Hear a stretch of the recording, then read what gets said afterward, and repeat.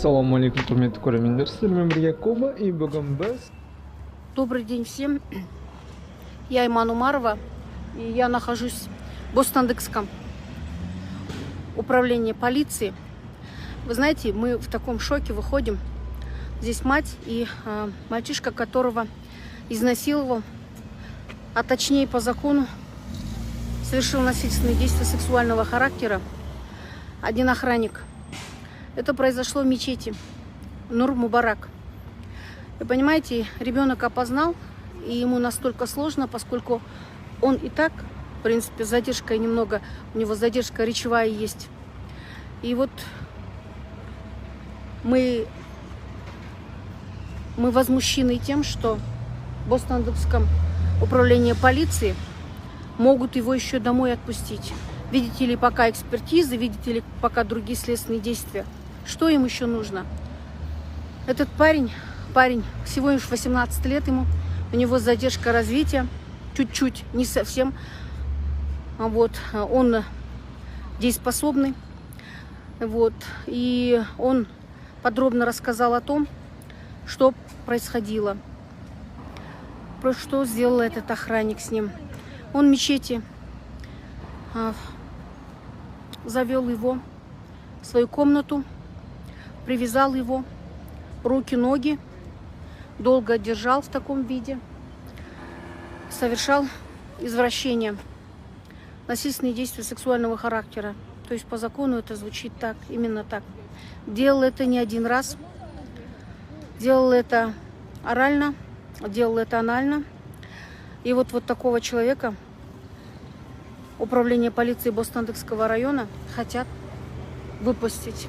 То есть они его поймали, но, видишь ли, им нужно время.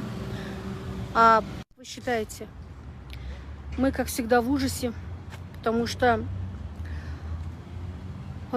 потерпевший опознал его, даже не стал смотреть на другого, он прям сразу же его опознал. Впоследствии был ужас. И все это очень тяжело, потому что, как всегда, полиция ведет себя инфантильно, индифферентно.